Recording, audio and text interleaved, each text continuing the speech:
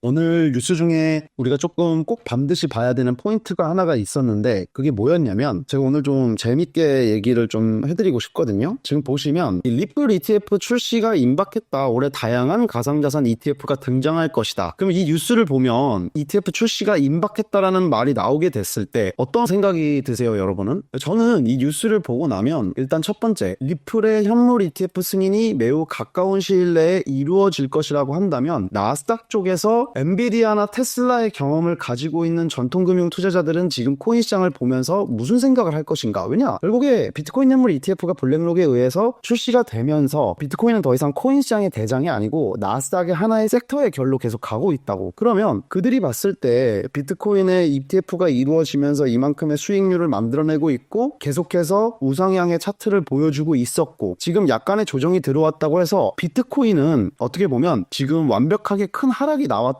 보지 않고 있습니다. 그리고 비트코인을 코인 시장의 가장 중요한 기준점으로 보고 있고요. 그런데 비트코인에 대한 수익 경험이 있든 없든 비트코인을 보면서 ETF의 힘을 알았다는 거예요. 그리고 반면에 이런 상황을 두고 시장을 봤을 때 알트들이 상승이 나오면서 리플이 어느 정도 하락이 나왔지만 이 하락을 일일봉 관점으로 봤을 때 여전히 박스권 안에서 유지가 되면서 가격 방어를 하고 있다는 거죠. 예를 들면은 11월 달 기준으로 600원, 700원이었던 리플이 4,000원까지 터치를 하면서 지금 3,500원 정도에 놓여져 있잖아요. 근데 나스닥 관점에서 보면요, 이게 하락이 아니고 가격의 바닥 지점을 다지고 있는 거라고 볼 수가 있다는 거죠. 그러면 리플에 대한 현물 ETF가 출시가 된다고 했을 때 지금 리플의 가격 방어 또한 저는 나스닥 쪽에서 만들어주고 있는 거라고 보고 있는 겁니다. 리플 ETF가 출시된다 이렇게 이런 뉴스가 나오게 되면 비트코인 현물 ETF로의 간접적인 경험이 여기에 심리적으로 적용이 된다. 그래서 리플을 필두로 다양한 가상자산, 이 부분도 굉장히 중요한 포인트예요. 리플 다음에 그럼 뭐 나오냐? 뭐 많겠죠. 여러 가지로. 뭐 이더리움 레이어 2가 될 수도 있고 다른 레이어 1 코인들이 될 수도 있는 겁니다. 혹은 또 비트코인과 똑같은 채굴형, 즉 POW 방식을 고수하고 있는 채굴 코인이 될 수도 있는 거고. 그렇기 때문에 다양한 가상자산 ETF에 대한 기대감, 리플 ETF에 대한 기대감, 이 기대감들이 뭘 뺏어가? 비트에 대한 도미넌스를 뺏어간다. 그러면 이런 뉴스가 나왔을 때 한 번 더 비트의 추가적인 하락에 대해서 예측을 해볼 수가 있다. 사람들은 기본적으로요, 소문난 먹거리를 나는 피해야지 생각을 하지만 필연적으로 개미들은 소문난 잔치집에 갈 수밖에 없어요. 그 냄새가 너무 향기롭기 때문에 그쪽으로 갈 수밖에 없게 되어 있습니다. 나는 굉장히 똑똑한 투자자라고 생각을 해요. 보통 상승의 초반에, 예를 들면 리플을 한번 예시로 들어볼게요. 리플이라는 코인을 봤을 때 일일봉으로 보면 사람들은 보통 이 정도의 상승이 나왔을 때요, 정확하게 말씀드릴게요, 리플이 1,000원 돌파를 했었을 때 여기서 진입하는 사람들을 보면서 아유, 그렇게 당하고 아직도 모르냐, 정말 바보들이다, 이렇게 생각을 하면서 역시 대중은 개돼지야, 뭐 이런 생각들을 해요. 본인이 똑똑한 투자자라고 생각하는 사람들이. 그리고 사람은 그 누구나 본인이 똑똑하지 않다고 생각하지 않습니다. 특히 투자하는 사람들. 그리고 리플이 2,000원을 돌파합니다. 그럼 이제 여기서 무슨 생각이 드냐? 나의 선택에 대한 의심을 해요. 그리고 포모가 옵니다. 그나마 여기서 또 많이 걸러지지만 여기서 이제 그 유혹을 이기지 못하고 탑승하는 사람들 생겨요. 리플 같은 경우는 좀 이례적인 일이에요. 굉장히 계속 그런 기대감과 환상을 충족시켜 줬었죠. 그래서 이렇게 계속 올라가는 동안에 내가 똑똑하다고 여기서 생각했던 사람들은 어디서 이 유혹을 이기지 못하냐? 그냥 한국 원화 기준으로 말씀드릴게요. 3,000원에서 절대 이기지를 못합니다. 그리고 내가 3,000원에 타면 한 10% 20%만 먹고 나와야지라고 생각을 하는데 성공합니다. 그리고 4,000원까지 가요. 그러면 이제 여기서 이걸 또 못 먹은 거에 대한 포모가 와요. 그리고 보통 어디서 이제 물리냐면 내려가는 거 보고 그래, 내 선택이 옳았어, 내가 팔았던 데보단 더 밑으로 내려와라, 막 이러면서 기다리고 지켜봅니다. 그러다 다시 말아 올리잖아요. 여기서 이제 타요. 다 타요. 여기서 야, 이거 안 되겠다, 리플 5,000원 가겠다, 10,000원 가겠다, 이런 기대감이 계속 생깁니다. 그리고 나서 물리게 되는 경우도 있고, 좀 CG가 많이 들어가는 사람들은 이 정도 하락을 견딜 수가 없어요. 못 견딥니다. 이거 어떻게 견뎌요? 국내 주식이나 나스닥이나 뭐 코인이나 재테크를 제대로 하시는 분들이 이런 실수를 굉장히 많이 하세요. 이게 제가 그냥 판타지가 아니고 지금 차트가 망가져서 그렇지 21년도에 그대로 있었던, 저는 여러분한테 지금 인간 사회의 이 코인 시장 분상을 보여드리고 있는 겁니다. 지금 다큐멘터리를 말씀드리고 있는 거예요. 판타지가 아니라. 이때 그랬어요. 그래서 물려서 몇 년을 막 기다리고 그런 상황이 발생이 되는 건데, 지금 어떤 상황이냐, 패러다임이 바뀌면서 리플 더 갈 거야. 리플은 진짜 실제로 더 갈 수도 있어요. 그래서 계속 또 몰리는 거예요. 자금들이. 동네에 저희 어머니의 친구분도 리플을 매수하셨대요, 최근에. 그게 지표라고 그랬잖아요, 인간 지표. 근데 이젠 아니라니까요. 리플을 계속 모아오시던 국내 40대부터 60대 분들이, 리플 홀더분들, 분할 매수로 계속 모아와서 무지성으로 리플 10,000원 간다, 지금 이분들 쌈짓돈 사놨던 거 전부 다 진짜 말 그대로 떡상을 하면서 그거에 대한 보상을 받았죠. 리또속이라는 이 오명을 벗었잖아요. 이걸 또 봤잖아. 또 대중들이 지금 우리가 보고 있잖아. 리플 홀더들이 옳았다는 거를. 근데 이게 과연 국내뿐이냐고. 리플 ETF 지금 나온다고 이렇게 뉴스가 나왔는데 이거는 결국에 필연적으로 비트코인의 하락으로 이어질 수밖에 없어요. 왜? 시장에 들어오는 돈들이 가지고 있는 그 지분이 자꾸 다른 알트들로 빠지게 되면 비트가 가지고 있는 점유율이 낮아지면서 가격이 하락이 나올 수밖에 없는 거야. 그래서 지금 이런 하락이 연출된 겁니다. 근데 다만 제가 이거를 이 지점에서 조금 빨리 섣부르게 판단을 해서 손절이 11만 불이 나갔던 거고요. 그렇지만 여기서 진입을 하면서 지금 결론적으로는 이 시드가 지금 보시면 이 시드가 나온 거죠. 지금 여기 이게. 그러니까 제가 오늘 라이브에서 지금 가장 궁극적으로 좀 강력하게 말씀을 드리고 싶은 건 어제 라이브에서 지난주 라이브에서도 말씀을 드렸던 알트코인 장은 지금 어쨌든 간에 대강 오고 있는 것 같다. 이 사이클이 얼마나 유지될 거라고는 말씀드린 적이 없어요. 근데 오긴 온다고 했는데 지금 오긴 온 거죠. 뭐 160%, 87%, 55% 이거 주식장에서 보기 힘든 거잖아요. 그러면 막 국내 주식, 미국 주식 하시던 분들 코인 시장 이거 보면서 야 이거는 진짜 투기판이다.